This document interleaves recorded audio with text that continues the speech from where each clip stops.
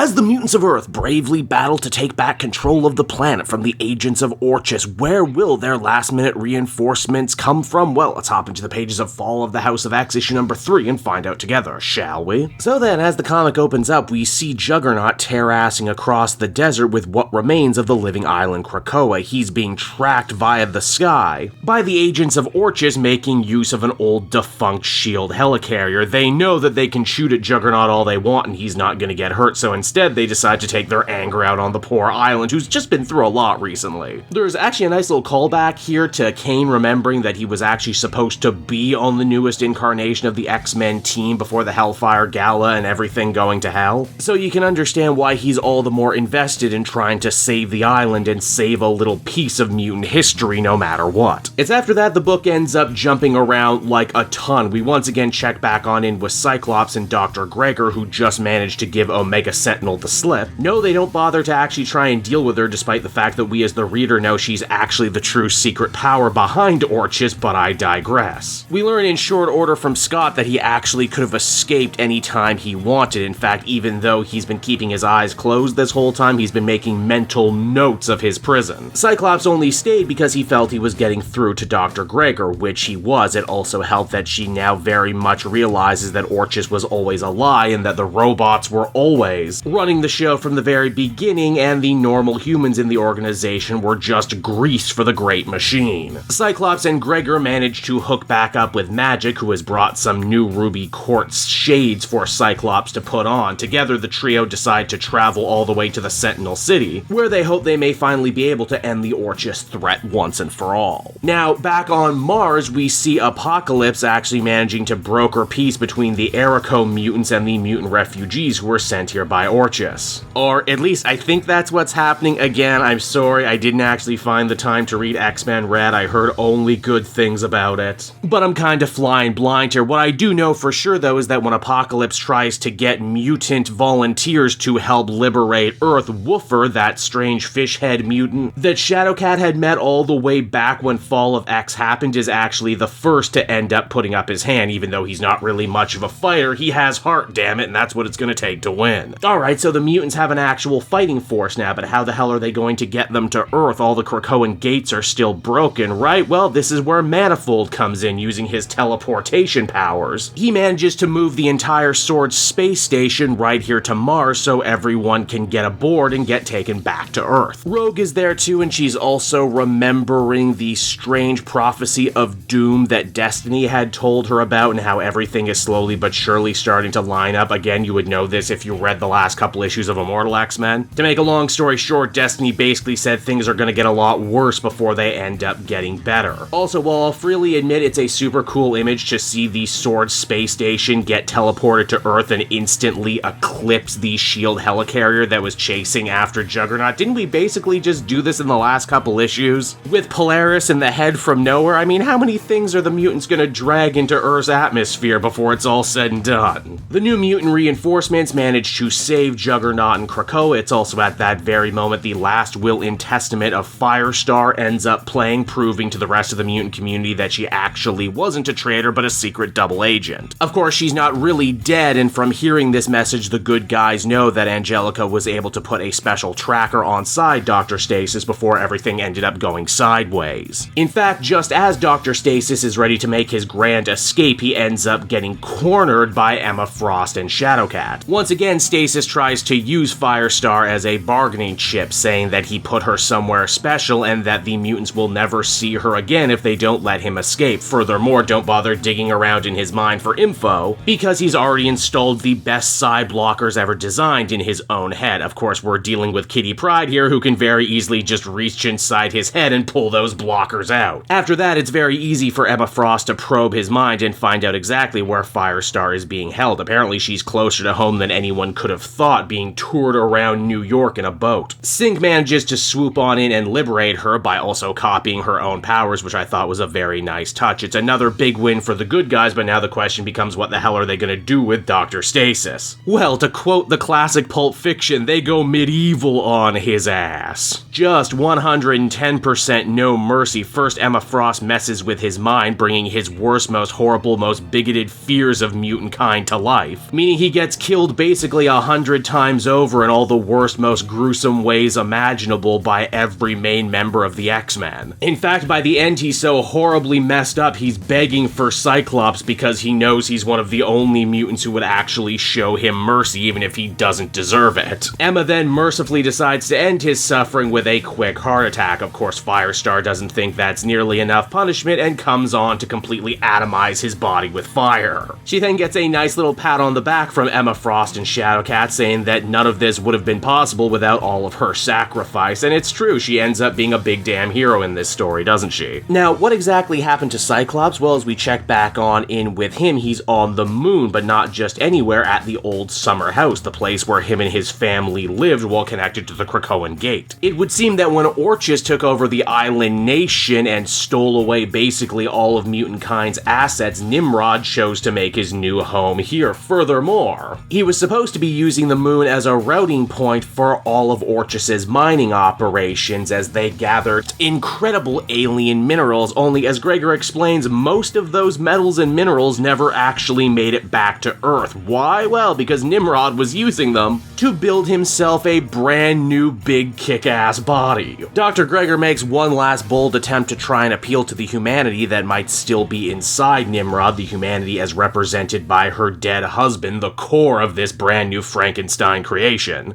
But in a twist you could probably see coming a mile away if you know these sorts of stories, Nimrod opts to murder Dr. Gregor, in doing so severing the last tie to his own humanity, and finally end up fully embracing his own final role as the ultimate unstoppable mutant killing machine. Now, if you're like me, you might also be wondering, hey, what did any of this have to do with the Sentinel City? Well, here's the thing, the Sentinel City isn't actually a place, as Nimrod explains, it's a weapon. His grand final solution for exterminating the X gene once and for all, and as the comic comes to a close, the Sentinel City ends up falling to Earth. And so that was Fall of the House of X issue number 3, everybody, an issue that I thought was good, but not great. It suffers from being a little schizophrenic and a little all over the place. I understand that this and Rise of the Powers of X have a lot to do to finish off the Krakoa era, but this issue just cuts around so damn much to so many different stories and so many different books, some of which I wasn't even reading, and I was reading a lot of them. I almost feel like saying, why did this have to be 2 books? Why didn't each ongoing X-Men series just kind of have their own chance to end things? I mean, it kind of feels like it ended up being that anyway, as Ewing is getting another book, and the main X-Men book from Duggan is still going. And we've now heard official word that the real final word written on the Krakoan era will actually be a big special X-Men issue number 700 special. It just feels like a hell of a lot all at once. Also, and this one might just end up being a me complaint, but isn't it weird that Cyclops wasn't present for Dr. Stasis's takedown when they had basically set him up as a Scott villain from his first introduction? I don't know, just feels like this middle issue is getting a little unfocused, and I hope this series can find its focus once again once it's all said and done. Overall, I'd give this one a 7 out of 10. Hey there everyone, it's your pal Cape Joel again, and if you're seeing my face right now, that means you watched to the end of the video, and I'll always be grateful for that. Retention helps in this crazy YouTube game, and so does becoming a patron. If you head on down to the description, you can find a link to my Patreon page. Recently just redid all the tiers, a lot of cool stuff offering up there, exclusive commentaries, exclusive polls, behind the scenes concept art for Capes and Quest, that's the brand new D&D show I've started soon. Never been a better time to become a patron. You can become a patron for as little as $1 a month and help the channel grow and, help me continue to deliver content like what you just saw. So I want to thank you all, and I will see you again next time. Bye-bye.